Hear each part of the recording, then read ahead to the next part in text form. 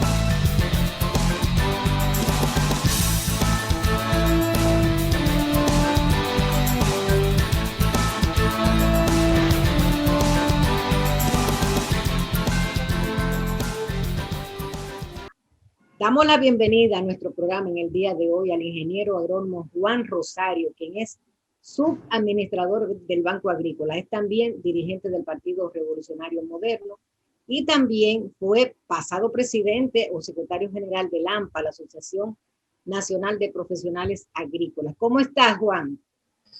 Buenos días, Tania, y buenos días a los amigos televidentes de este programa. Así es. Para mí un placer tenerte aquí, poder conocer la realidad del Banco Agrícola y sobre todo lo que todo el mundo quiere saber, cómo han funcionado los préstamos a tasa cero que prometió el presidente Luis Abinader en su primer discurso de juramentación cuando se instaló en el Congreso Nacional. ¿Cómo ha estado funcionando esto? ¿Hay muchos préstamos otorgados? ¿Qué monto tienen? Vamos a ver. Bueno, debo señalar que el presidente de la República, nuestro presidente Luis Abinader, el 16 de agosto a las 10 de la mañana, tan pronto asumió la rienda del poder en la República Dominicana, tomó una decisión histórica y fue la de otorgar a los productores agropecuarios dominicanos unas facilidades de financiamientos a través del Banco Agrícola de 5.000 millones de pesos a tasa cero, lo cual se inscribe dentro del proceso de incentivar las actividades productivas de la República Dominicana en ocasión de que aún todavía estamos atravesando por una pandemia mundial que ha impactado las actividades productivas del mundo y en el caso de la República en particular, que ha mermado las actividades de generación de empleos, de producción y ha afectado seriamente la salud con pérdidas humanas que en el caso de nuestro país está por encima ya de las 3.000 personas fallecidas, lo cual nosotros lamentamos por la pandemia denominada coronavirus que se originó en la provincia Wuhan de China y que ha invadido todos los países del mundo y ha motivado a que se hagan los ajustes pertinentes a los fines de garantizar, preservar la salud de los dominicanos y de todos los seres humanos que habitamos la tierra, que es el bien más apreciado, la vida, preservar la vida, y ha tenido que desarrollarse una suerte de desarrollo de la vida en medio del coronavirus. Por eso se le ha denominado la covidianidad. Y nosotros decimos que todo aquel que haga un análisis al margen de el impacto que ha tenido esta pandemia se coloca de espalda a la realidad. Y es lo que ha hecho justamente el presidente de la República, de colocarse en su justo lugar en la sociedad y en los hechos que de alguna manera están impactando a la República Dominicana a través de esta pandemia, que se ha desarrollado todo un plan de enfrentamiento de esta pandemia a través del sector salud, para lo cual el presidente en ocasión del discurso del 27 de febrero pidió un aplauso para ese sector que se ha sacrificado, arriesgando sus vidas y trabajando fuera de los horarios establecidos, pero felizmente ya a la República Dominicana ha llegado la esperada vacuna que ha iniciado específicamente o con el personal de la línea de fuego, que es el personal de salud, y entonces luego van los adultos mayores de más de 70 años y así sucesivamente irán después los militares y toda la población será vacunada en virtud del plan de vacunación Vacúnate RD establecido por el Gabinete de Salud y refrendado por nuestro presidente de la República, Luis Abinader. De modo y manera que estimo que el presidente ha hecho y su equipo de trabajo ha hecho lo que ha tenido que hacer en estas circunstancias, unas circunstancias adversas para el desarrollo de las actividades productivas, las actividades económicas y sociales de la República Dominicana.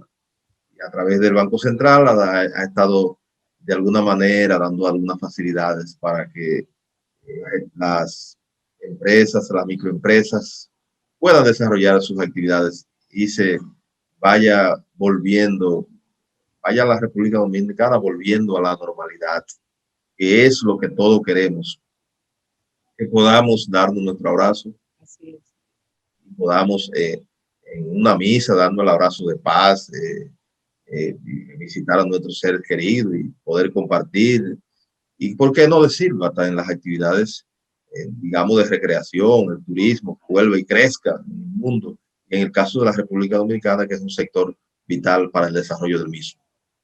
Así. Te preguntaba por el monto de préstamos otorgado por el Banco Agrícola a tasa cero luego de ese discurso presidencial. ¿Cuánto?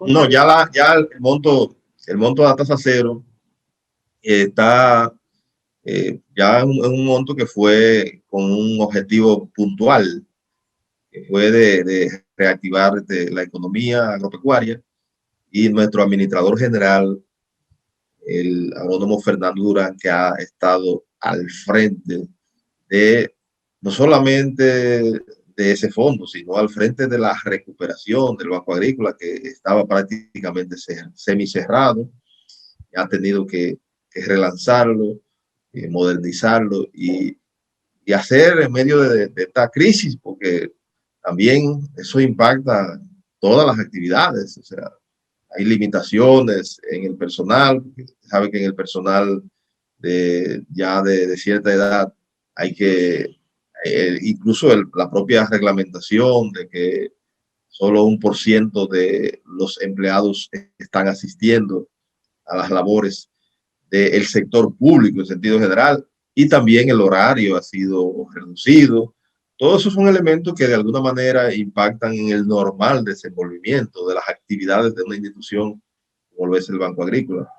Pero la sabiduría, la experiencia de un profesional agropecuario como Fernando Durán, que ha hecho un esfuerzo extraordinario, y también la calidad humana, una persona honesta que trabaja, no sé cómo le da tanto el tiempo para estar recorriendo todo el país, palmo a palmo, y estar junto al ministro de Agricultura, Limber Cruz, apoyando a todos los sectores productivos, los productores de arroz, los productores de habichuelas, los productores de pecuario, los productores de cebolla, los productores de ajo, de mostaza. Y eso nosotros decimos que este fondo no es más que una señal que ha enviado el presidente de la República para reactivar el sector agropecuario, que eso se inscribe dentro de conciliar las políticas macroeconómicas con la política sectorial agropecuaria. Y dentro de esa política sectorial agropecuaria está el financiamiento como elemento vital para que los productores puedan desarrollar el paquete tecnológico recomendado por los profesionales agropecuarios y recomendado por el plan de gobierno que se ha estado desarrollando en el sector agropecuario. Usted puede estar segura que aún en medio de la pandemia se ha reactivado el sector agropecuario y muchos productos que estaban muy caros, como el caso del ajo, cuya una libra costaba más de 200 pesos, ya ahora usted lo puede conseguir en 70 pesos. Y si se va a INEPRE, todavía en 40 o 50 pesos. La libra de cebolla ha bajado significativamente, a colocarse hasta a 15 y a 20 pesos la libra. Pero también está los vegetales han estado estables en sus precios. Igualmente, la libra de habichuela, la libra de arroz, son productos que han estado estables muy a pesar del impacto que ha tenido, reitero, esta pandemia que ha colapsado las finanzas públicas de los países, no de la República Dominicana. El producto lo ha impactado. Sí. ¿Cuáles son los rubros? Ha impactado el Producto Interno Bruto, ha impactado, digamos, la tasa de cambio, todo. Sí. ¿Qué dice? Bien, no, iba a hacerte una pregunta, pero el director nos está pidiendo que vayamos a pausa, así que retornamos en un instante. No se vayan.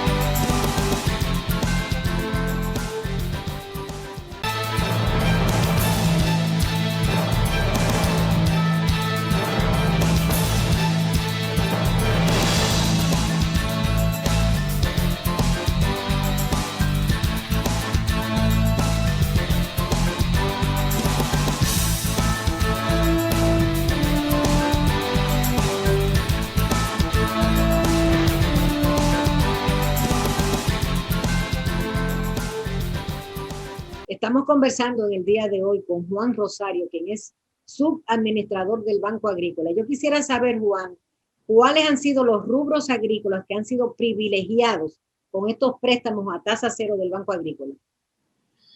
Mire, le cuento que el presidente de la República, nuestro presidente Luis Abinader Corona, ha estado conjuntamente con nuestro administrador general, Fernando Durán, han estado dándole seguimiento día a día a este programa especial que ha desarrollado el Banco Agrícola por disposición del presidente desde el propio 16 de agosto a las 10 de la mañana, que cuando se instala el gobierno. Y eso ha impactado a los pequeños, medianos y grandes productores agropecuarios que de alguna manera son los que llevan digamos, la vanguardia de la producción agropecuaria nacional. Y además se ha hecho a través de organizaciones como cooperativas, asociaciones que están posicionadas en el sector agropecuario históricamente. Y los principales rubros que han sido beneficiados son la producción de arroz, un sector determinante, en el Producto Interno Bruto Agropecuario, de igual manera la producción de habichuelas, que se inició su siembra el 5 de noviembre en San Juan de la Maguana y ha sido apoyado con facilidades para la adquisición de semillas, los productores de semilla de habichuela, y también el financiamiento que ha acompañado a esos productores del Valle de San Juan. De igual manera, productores bajo ambiente controlado, lo popularmente conocidos como invernaderos, cuyos productores han sido afectados por varios elementos como han sido la mosca del Mediterráneo, los problemas que trajo como consecuencia la ruptura del comercio, de la exportación hacia el mercado de Estados Unidos, que es el principal consumidor de esos vegetales que se producen en esos elementos novedosos de producción, y de igual manera la producción de productos como los ganaderos, es decir, la producción pecuaria, tanto el ganado de doble propósito de carne y leche como la producción de leche ha sido beneficiada con tasa cero, y los productores de piña, de que también, que le debo decir que más del 50% de la piña que se consume en los hoteles es de producción nacional, y eso de alguna manera ayuda al desarrollo de ese sector, el caso del sector de los frutales. Todo esto se ha desarrollado en común acuerdo con el Ministerio de Agricultura, de modo y manera que el ministro de Agricultura, Limber Cruz, y el administrador general del Banco Agrícola, Fernando Durán, han hecho una sinergia, y conjuntamente con las demás instituciones, como el INESPRE, que ha venido también a resolver los problemas de comercialización de algunos productos, que su intervención siempre llega en momento oportuno para que ante un desbalance, ante un desequilibrio entre la producción y el consumo, pueda intervenir y estabilizar los precios y estabilizar la producción, y entonces vuelve y se sale porque su papel es, digamos, de intervenir para solucionar un problema, no es permanente como se hacía anteriormente, porque estamos ante una economía que no tiene los controles de precios del pasado.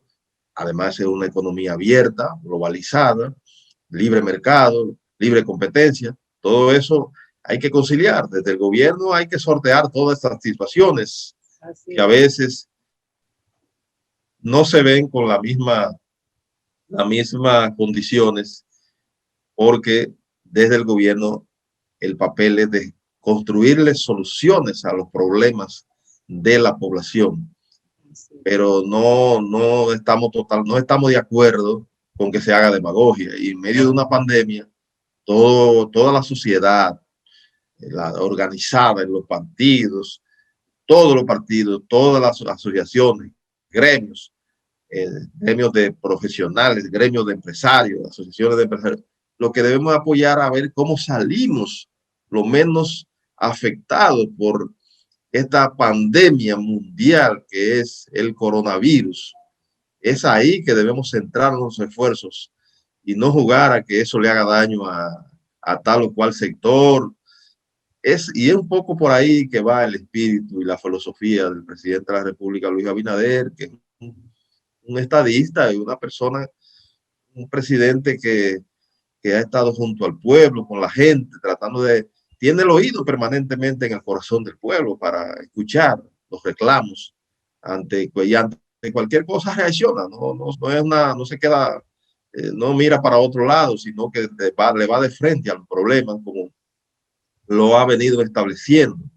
Es decir, que estamos teniendo un presidente de lujo, un presidente joven, actualizado, que le quiere lo mejor para el país y que conoce de economía, ¿no? Una persona que desconoce la realidad del pueblo dominicano.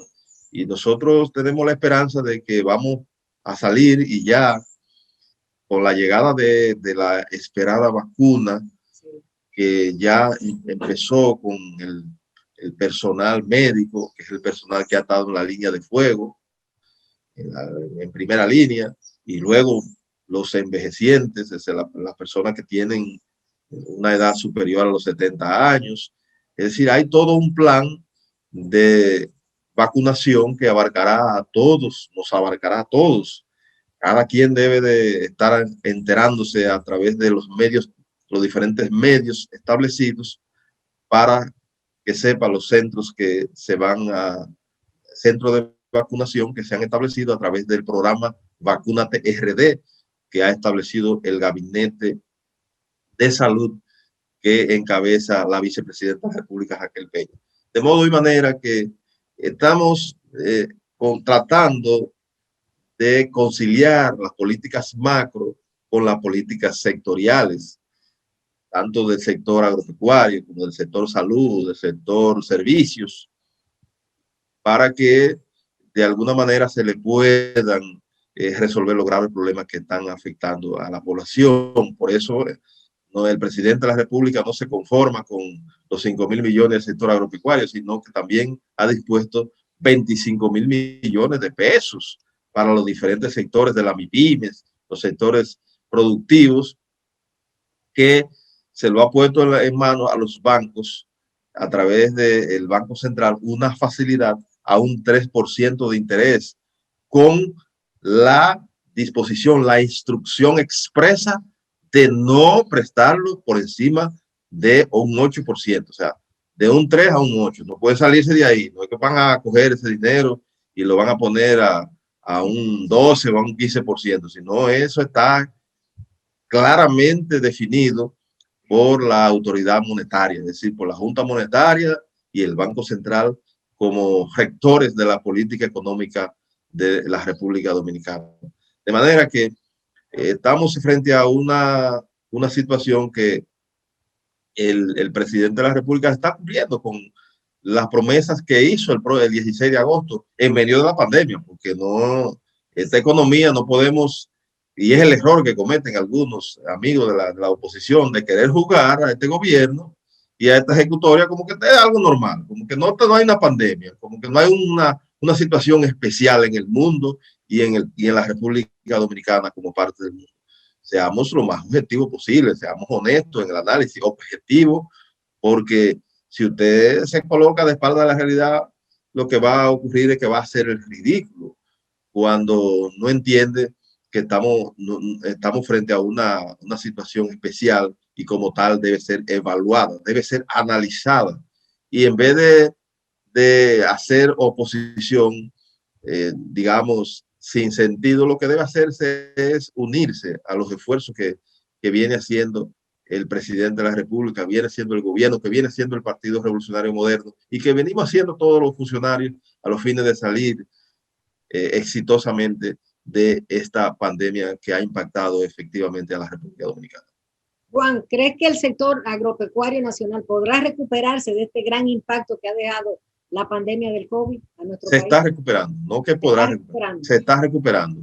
Es un sector que venía de una administración que ya definitivamente lo que estaba era improvisando a través de la famosa visita sorpresa, que no se salían de lo que es un plan. Ahora no, ahora hay todo un plan de desarrollo.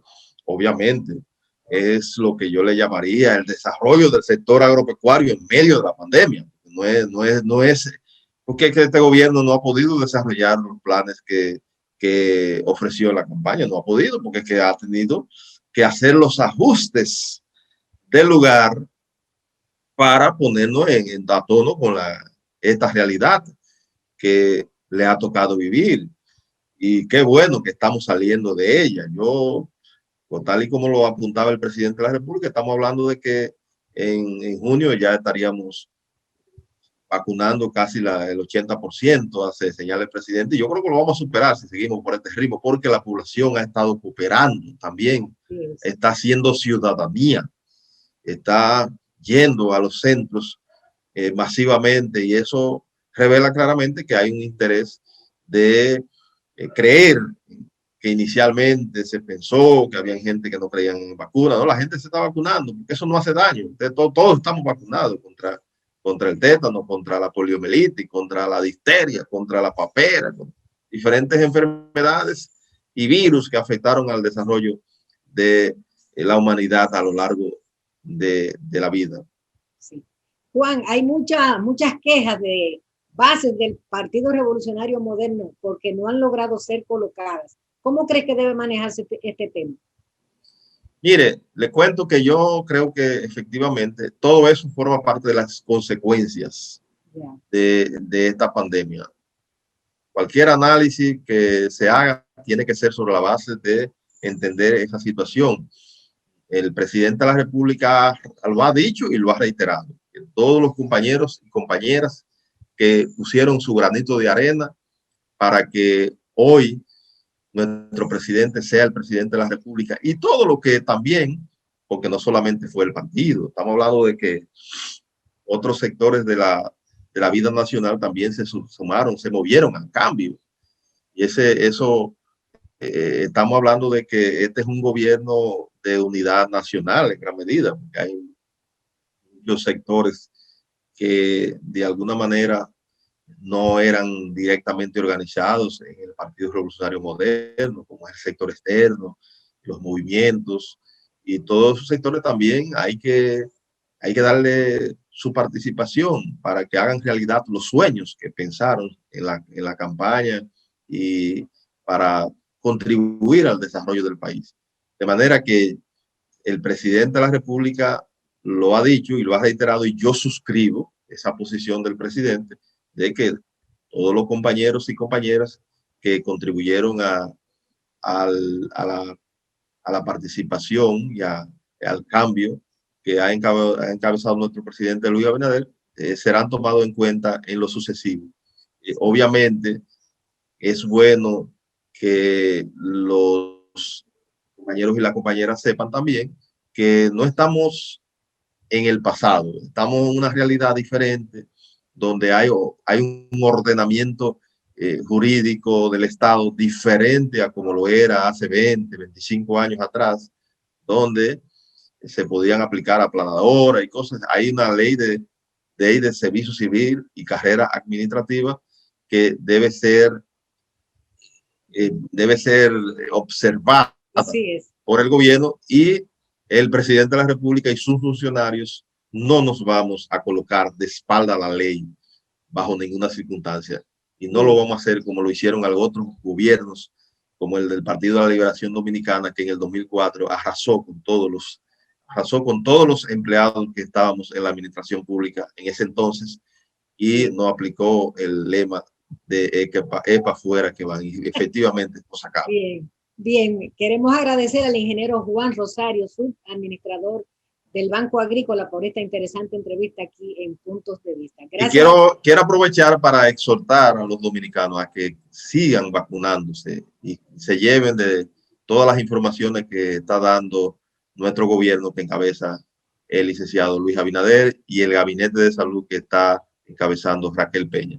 Vacúnense, no le tema la vacuna, porque eso es saludable y va a preservar la salud de todos los dominicanos y las dominicanas. Me uno a tu llamado y digo que yo me voy a vacunar, porque es un compromiso con nosotros, con nuestra familia y con el país. Gracias, Juan, por haber estado con nosotros. A ustedes. Vamos a comerciales, retornamos con todos ustedes.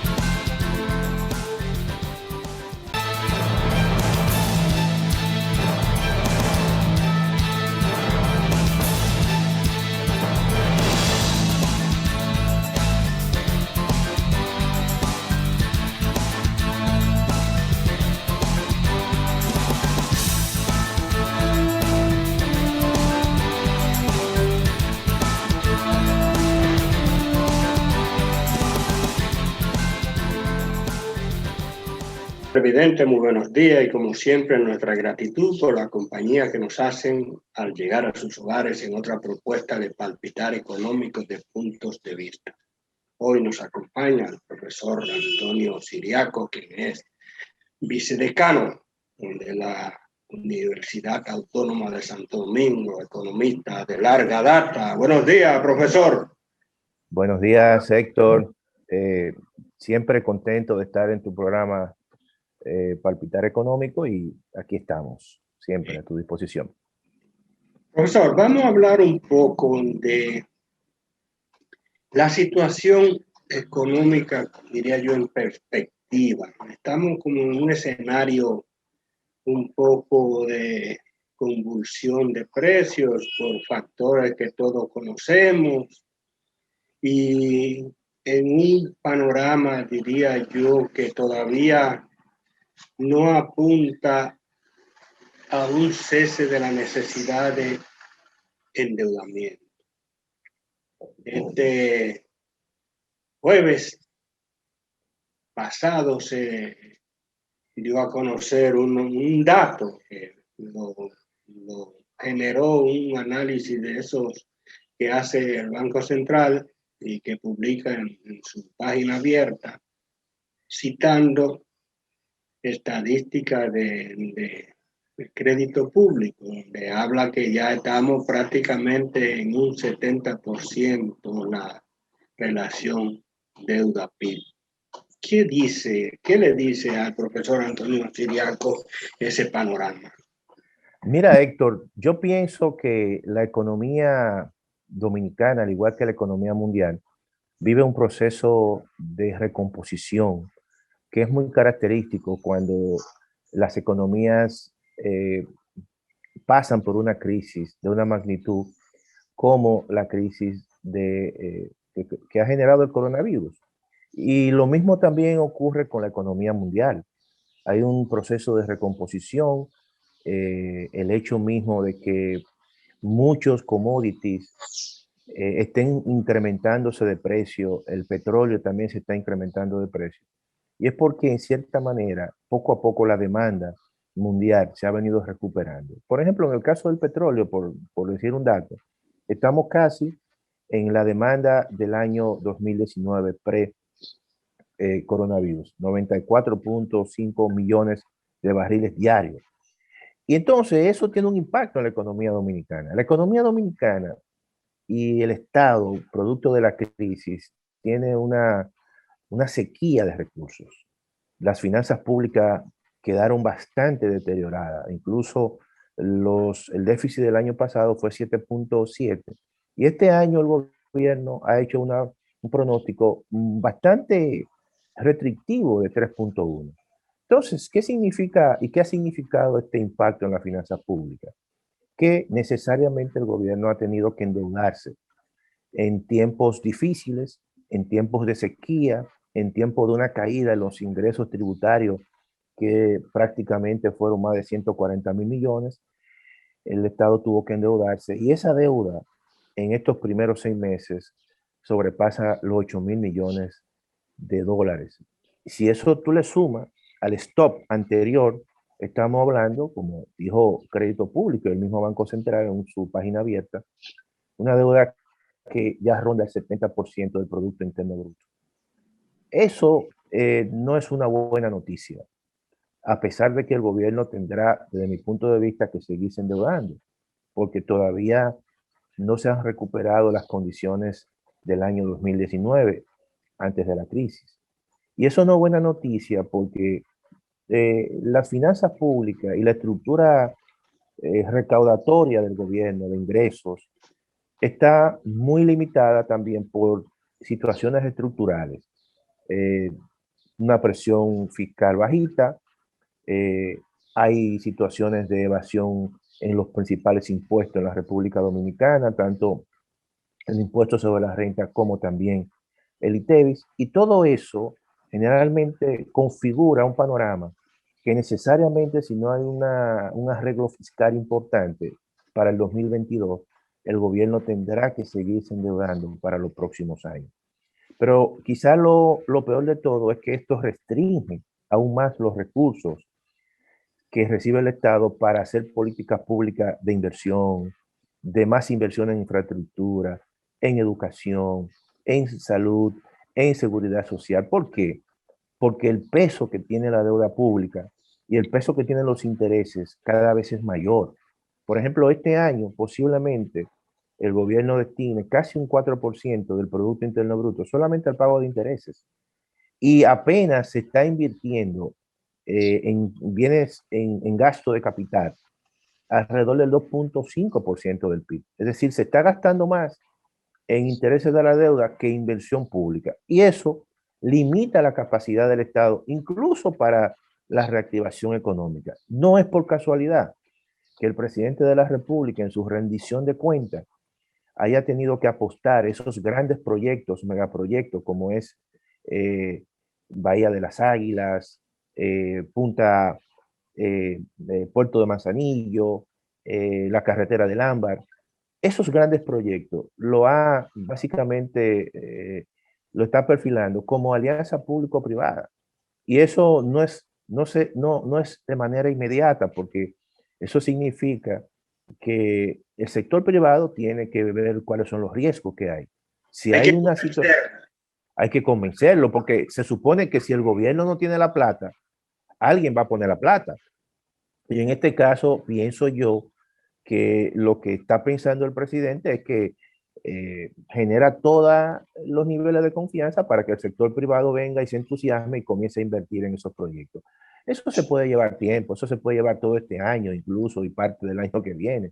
Por lo tanto, yo entiendo que la situación por la cual está pasando el gobierno, la situación económica, es una situación que es parte de ese proceso de reconfiguración de la economía dominicana a partir de una crisis tan importante como la crisis del coronavirus. Eso ha pasado en cada momento de crisis. Después del 2003, 2003, de la crisis del 2003, aquí hubieron cambios importantes. Se aceleró el reglamento del Código Monetario y Financiero, se hicieron otro tipo de reformas importantes, y eso precisamente fue fruto de esa experiencia que se tuvo en el país.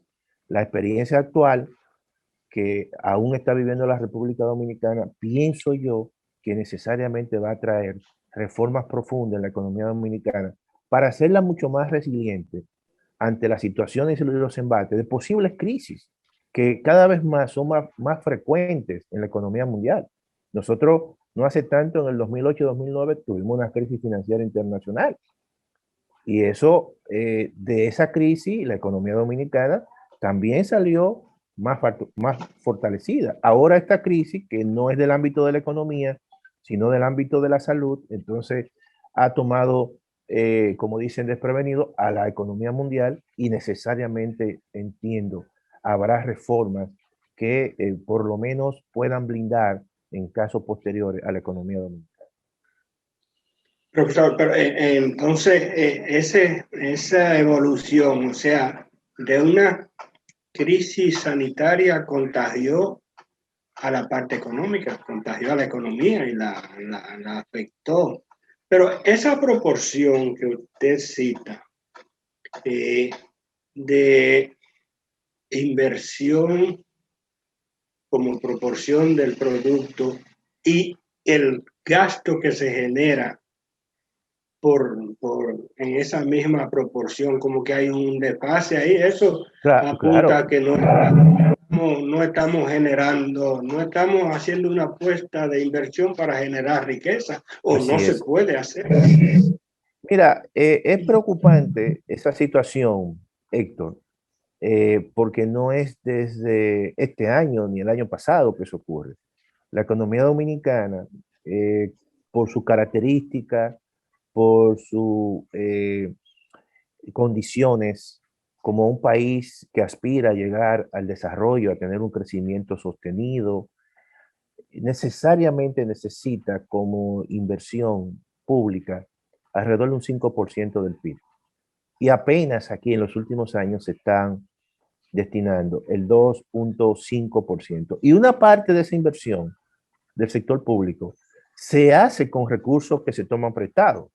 Fíjate que nosotros hemos caído, y eso una vez yo lo comenté, en una especie de burbuja de la deuda pública.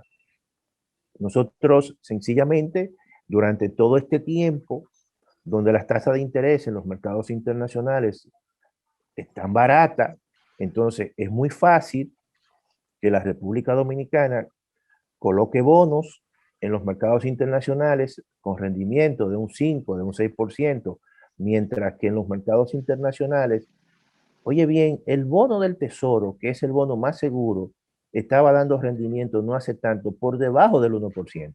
Entonces, cualquier inversionista que le presentase un bono de los países emergentes o en desarrollo como la República Dominicana con un 5, con un 6, te lo va a tomar. Y por eso es la gran demanda de los bonos dominicanos. No es por otra cosa. Ahora, ¿qué ocurre? Estamos en una situación, por eso yo he dicho, de reconfiguración de la economía mundial. Y con eso hay que tener mucho cuidado. Porque mira qué ocurre. Que sencillamente por el tema de la inflación, el rendimiento de los bonos del tesoro se han incrementado por encima del 1% y eso posiblemente traiga incrementos en la tasa de interés a nivel internacional.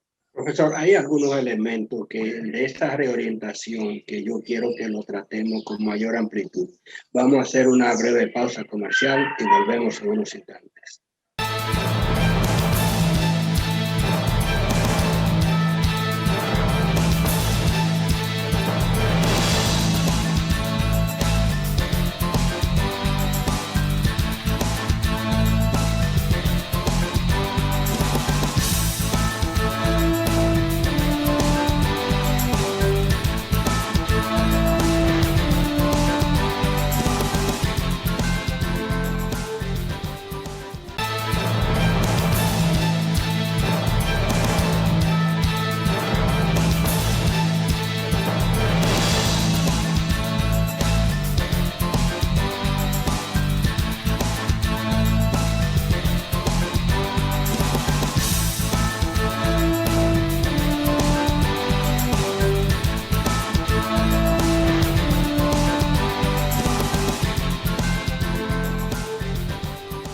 La conversación con el profesor Antonio Siriaco, economista, vicedecano de la Universidad Autónoma de Santo Domingo. Profesor, usted hablaba y fue muy enfático en que se necesita una especie de reestructuración, una reorientación generalmente del gasto, diría yo, una especie de interpretación. Pero yo veo, por ejemplo, en este presupuesto y en el que pasó, que hubo una especie de un agente que secuestró el gasto. Me imagino que usted también lo habrá tomado en cuenta, y es el gasto que en salud y en cuestiones sociales vinculadas a la pandemia. O sea, eso no estaba previsto, por lo menos para el presupuesto del 20. Hubo que hacer de emergencia. Y el presupuesto ahora tuvo que ser hecho como en un escenario de emergencia, porque todavía ese factor, esa contingencia que se armó está presente ahí. Entonces, ¿cómo podría uno reestructurar eso teniendo en cuenta que todavía ese gasto sigue latente, aunque algunas cosas ya empezarán a disminuir, como son las asistencias, los subsidios de esos programas de corte social que se hicieron? Mira, Héctor, tú sabes que el gobierno desde el mes de abril del año 2020 hasta febrero de este año, según las informaciones oficiales, ha destinado más de 130.000 millones en los programas sociales que conformó en la pandemia. Estamos hablando del programa Quédate en Casa, el programa Fase 1 y Fase 2 y el programa PATI. Esos programas en el presupuesto de este año 2021 se han venido desmontando y creo que algunos solamente estarán hasta el mes de abril, según incluso las mismas informaciones del presidente de la República, el director general de presupuesto. Ahora, el gobierno tiene que tener en consideración lo siguiente, porque evidentemente son costosos. El programa Fase 1 y Fase 2 es un programa altamente costoso. Y ese programa creo que se va a desmontar y culminará hasta el mes de abril. Sin embargo, hay que tomar en consideración que uno de los problemas que ha dejado esta pandemia ha sido el tema del desempleo. Y eso es sumamente importante que se tome en consideración porque el mismo presidente de la República, en su programa de gobierno, habla de la creación de 150.000 empleos anual. Yo pienso que ya eso es parte del pasado, porque la pandemia cambió todo. Y eso significaba que si se creaban 150.000 empleos anuales, en los próximos 4 años, en este cuatrenio, eso iba a completar 600.000 plazas de empleo. Sin embargo, yo creo que eso ya definitivamente no se va a cumplir. Ya los niveles de desempleo, cuando uno observa y compara los empleos o formales que reporta la seguridad social, la tesorería de la seguridad social, y lo compara con lo que habían antes de la pandemia, hay una diferencia de más de 300.000 plazas en estos momentos que no están ya registradas como habían estado en la tesorería de la seguridad social. Eso tiene un impacto social muy grande. Y cuando el Banco Central presente las últimas estadísticas de los últimos 3 meses del año 2020 del mercado de fuerza de trabajo, también eso va a reflejar quizás una tasa de desempleo que posiblemente eso llegue por encima de los 2 dígitos, que hacía mucho tiempo que la tasa de desempleo, en este caso, como la mide el Banco Central, abierta, no había presentado. Entonces, yo creo que algunos programas sociales necesariamente se van a tener que otra vez o dejar mínimamente hasta que la situación de este año no siga mejorando, porque entiendo que eso es un gran problema que va a tener el gobierno en estos próximos meses. Hay Pero otro eso sí. implicaría si, prorrogar esos programas que incluso las metas de déficit presupuestal no se cumplan. No, por eso yo creo que este año, Héctor, el gobierno va a tener que reconsiderar ese pronóstico, esa meta de un 3,1% del déficit. Yo pienso que el gobierno se ha puesto dentro de una crisis todavía no superada, una camisa de fuerza. Es decir, tú sales de un déficit de 7,7 para proyectar y alcanzar un déficit de 3,1. Estamos hablando que tú vas a sencillamente a reducir el déficit en 4,1 puntos porcentuales. Estamos diciendo que esa reducción del déficit es alrededor de 200.000 millones de pesos. Y yo creo que el Estado Dominicano no estará en condiciones. Mira, cuando tú analizas el presupuesto del año, el año pasado se terminaron con ingresos de 633 mil millones y el gobierno estima tener ingresos este año por 746 mil millones, es decir, más de 113 mil millones adicionales. Yo creo que eso es tener demasiado optimismo. Por lo tanto, entiendo que en ese sentido los ingresos podrían estar un tanto sobrevaluados y como consecuencia el déficit podría estar un tanto subestimado. Por eso yo pienso que este año el déficit va a ser mayor y el gobierno tendrá que hacer un presupuesto complementario, incluso tendrá que endeudarse para cumplir con todas las metas que se ha trazado. Si hay presiones de carácter social, tendrá necesariamente que prorrogar por unos meses más esos programas sociales y como consecuencia reordenar el presupuesto otra vez mediante un presupuesto complementario con nueva partida de gasto y nuevas partidas de ingreso. Entonces yo creo que eso es lo que posiblemente pase este año. Cuando te dice endeudarse por encima de lo que se previó como necesidad de financiamiento para el 2021. Pienso que va a haber una reconsideración en ese sentido y todo ese financiamiento que se estimó para este año tendrá que ser reconsiderado porque si uno considera la situación y cómo va la economía se está recuperando, pero lentamente. Hay sectores que todavía no se pueden recuperar porque dependen mucho de lo que es los mercados externos, el caso del turismo. Todo eso va a tener una incidencia en la actividad económica, en la recuperación de los empleos y también en el hecho de que el Estado va a necesitar más recursos fiscales y necesariamente no lo va a tener. Por eso es, y yo pienso que la lógica del gobierno fue, vamos a aprobar el pacto eléctrico para inmediatamente tener eso listo y comenzar la discusión del pacto fiscal para que el próximo año, si llegamos a un acuerdo mínimo, tener en el presupuesto del año 2022 ya el pacto fiscal para fines de ejecución. Eso es lo que yo pienso dentro de la estrategia que el gobierno se ha trazado. Pero este es un año que las mismas metas presupuestarias y financieras del Estado son metas extremadamente restrictivas, se ponen una camisa de fuerza innecesaria, porque en esta etapa todavía se necesita gastar más para que la economía obviamente acelere su proceso de recuperación. El Banco Central ha hecho un trabajo correcto, ha llenado de liquidez a la economía, pero yo pienso que también ya no puede hacer más, porque muchos de esos sectores que el Banco Central ya lo ha